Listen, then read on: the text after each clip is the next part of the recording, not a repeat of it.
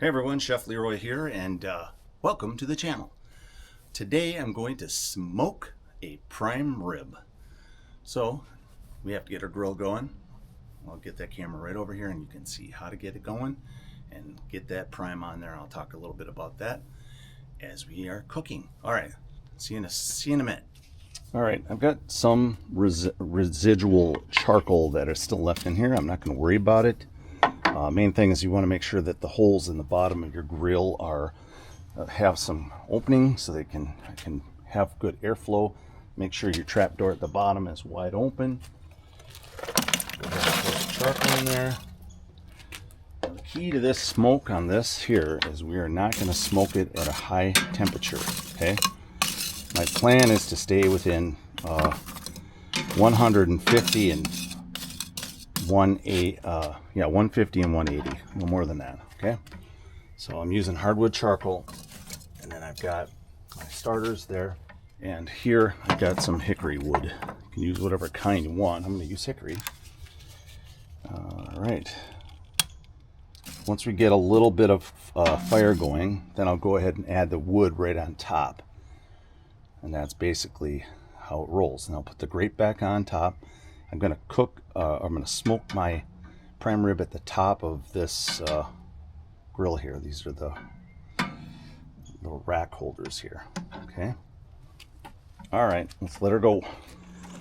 Okay, guys, back at the grill here. And what you're looking for is your charcoal to start to edge out in that white color. That means it started up. Now, with smoke, as you can see, that stuff already smokes really well.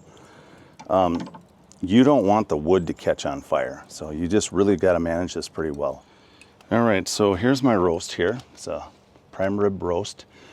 It is choice and it is boneless, okay? What I did is I rubbed it down with this prime rib rub. I got it from one of the grill stores that I went to. It's rubbed down on all sides. I got some fresh garlic chopped on top. That was like 3 cloves of garlic. And we're looking like we're ready to pop this baby onto the grill. So I'm gonna get the hardwood in. Just throw them right in the middle there. Put my grates on there. Not the cleanest from last time I cooked, but it's not gonna hurt that prime any. The prime right in the middle. Now this stuff I seasoned yesterday, so it sat in my refrigerator overnight. And what you want to do is pull this out about 2 hours before you're going to do anything with it. Okay, we're golden. So go ahead and close your lid down. We're going to open our valve at the top. I'm going to turn that, shut that down a bit too. And there we go.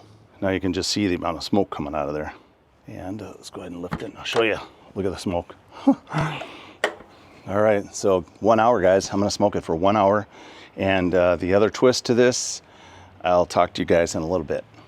Okay, I'm back at my grill, and it's been on for about 20 minutes, and I already noticed that my thermometer up here is a little over 200, which is not great. So I'm gonna open it for a second here, show you the smoke.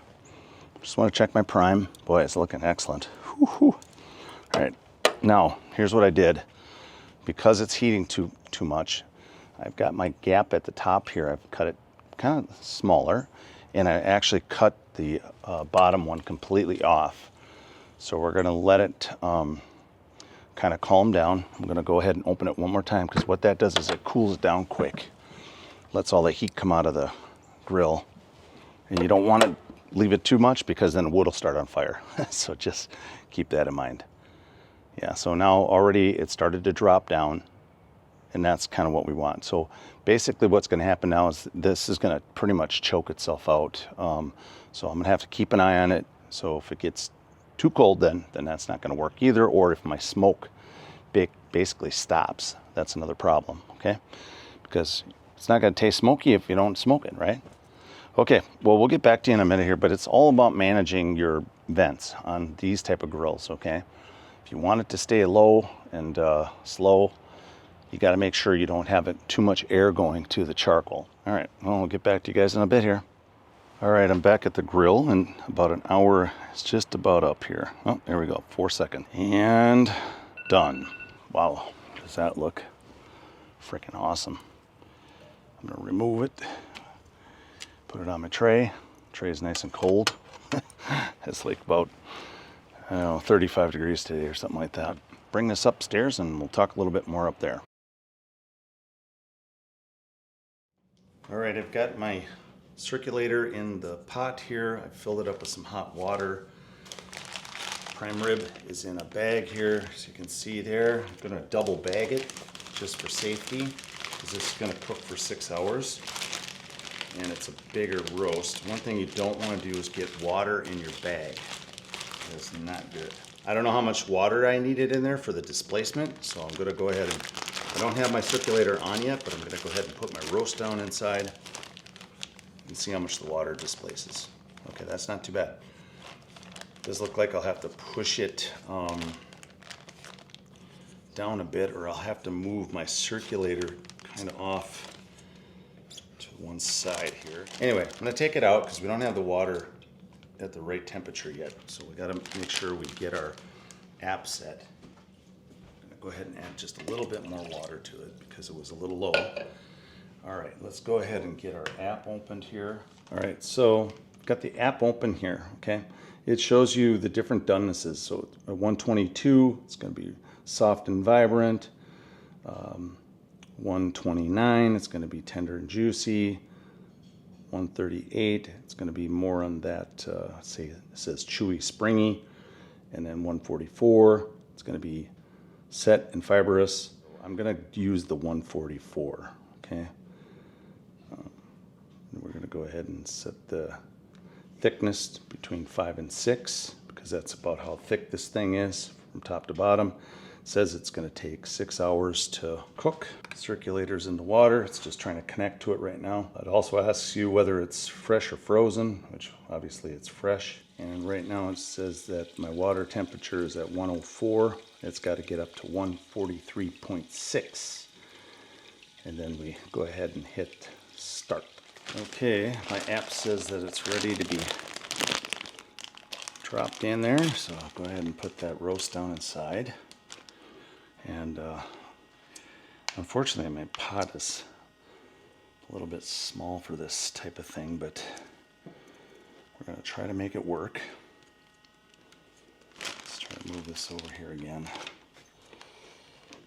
I just don't have any other bigger vessel to do this, but this will work. Just got to push the bag down using my magnets here. Again, make sure that you push that bag down in the water to get all the air out of it.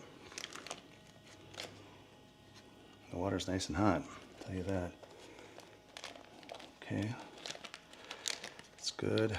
Like I said, I double bagged it. Make sure it's pushed down in there good, and there you go. Okay, now we're going to go ahead and hit start on my app. And it tells you exactly what time it'll be ready. Just before 6 o'clock.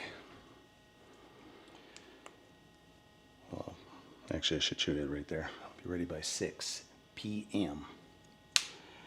Okay, and then probably throughout the cook time I'll probably have to add a little bit more water. In fact, I'm going to go ahead and fill that up a little higher.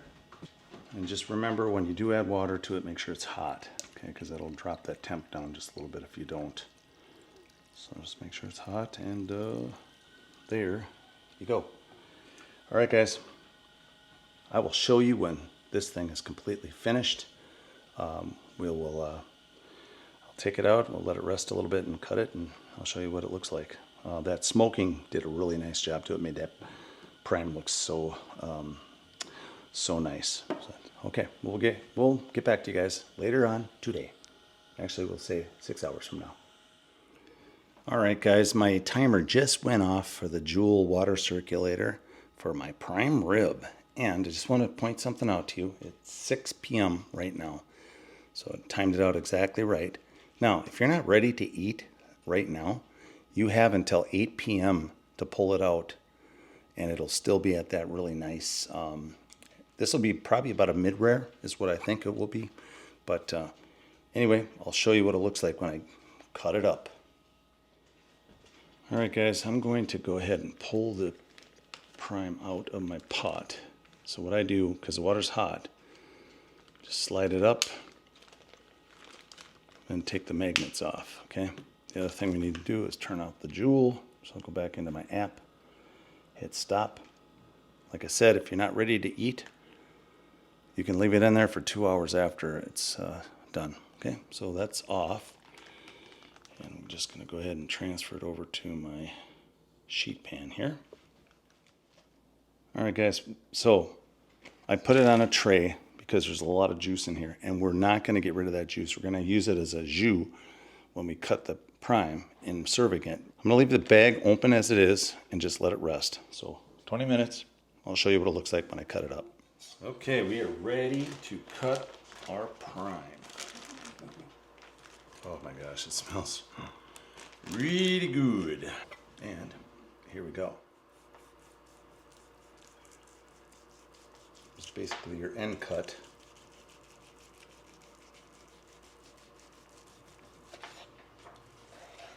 Look at that.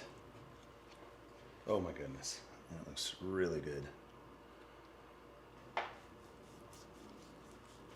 But in most cases, we would consider this about a medium well. Let's see what it looks like on the inside here. Yeah, I guess that's a little more medium. Very nice, look at that. Beautiful. Look at this, from end to end, even after I smoked it, it's still pretty nice all the way around. But look at how even the cook is. That's incredible. So there you go, guys. Sous vide prime rib. If you like the video, hit the like button.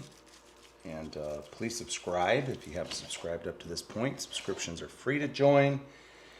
And they only just let you know when I drop a video out there.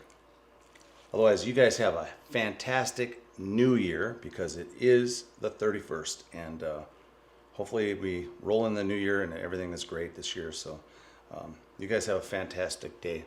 Chef Leroy, and out.